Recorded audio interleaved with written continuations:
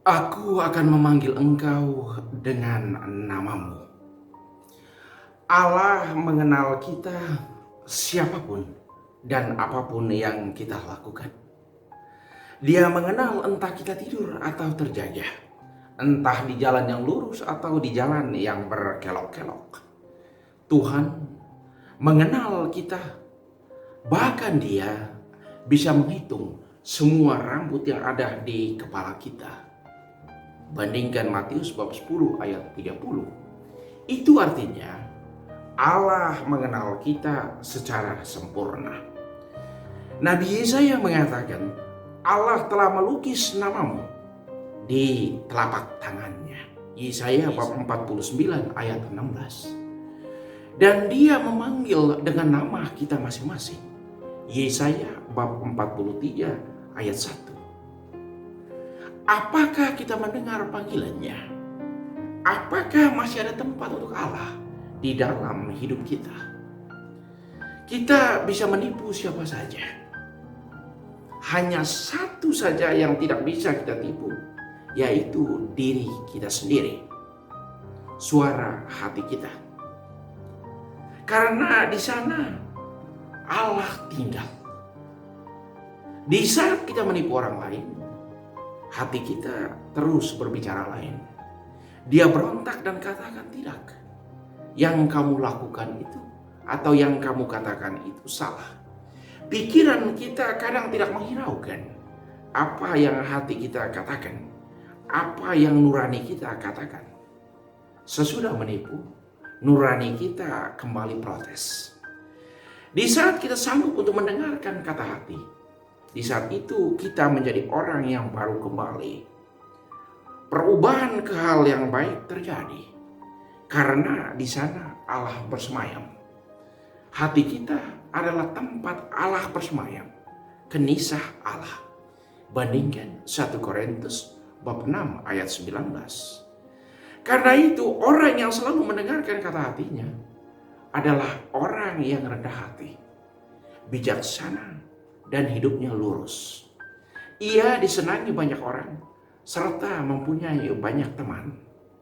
Sedangkan orang yang memanipulasi hati nuraninya adalah orang yang banyak dibenci, dimusuhi, dan hampir tidak mempunyai teman yang akrab. Lalu bagaimana dengan Anda? Orang baik selalu ditantang.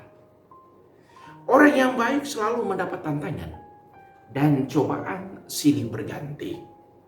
Hal ini sudah terjadi sejak zaman Yesus, bahkan jauh sebelumnya.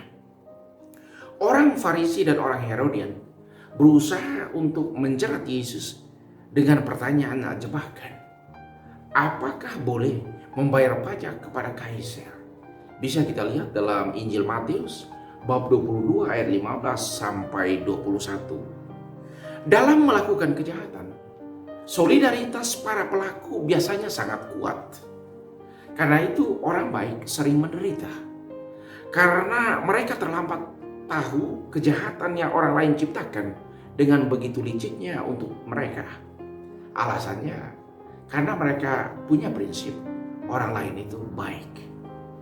Untuk menjatuhkan sesama, orang umumnya mulai dengan pujian. Orang memuji kebaikan dan kekuatan yang dimiliki oleh orang yang baik. Lalu sesudah itu baru digiring dengan jebakan demi jebakan sampai orang baik itu menderita. Orang baik baru sadar setelah semuanya sudah berubah menjadi buruk. Orang baik selalu menderita. Itu adalah realitas pemurnian hidup agar kebaikan itu tinggal tetap. Kalau orang baik saja menderita, pasti orang yang tidak baik luar biasa lagi penderitaannya. Bedanya dengan Yesus, Dia mengetahui semua isi hati orang. Yang mereka pikirkan, yang mereka rencanakan. Sehingga sebelum orang melakukan jebakan, Yesus sudah mengetahui kejahatan niat mereka. Hal ini terjadi karena Yesus adalah Allah.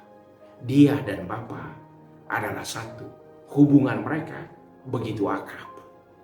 Kita kadang terlambat membaca jebakan orang lain Karena hubungan kita dengan Allah tidak baik. Hubungan kita dengan keluarga tidak baik. Hubungan kita dengan diri kita sendiri juga tidak baik. Perjalanan yang paling susah untuk dilalui adalah perjalanan pulang ke diri kita sendiri. Ia menjadi semakin sulit kalau kita tidak mempunyai semangat kerendahan hati.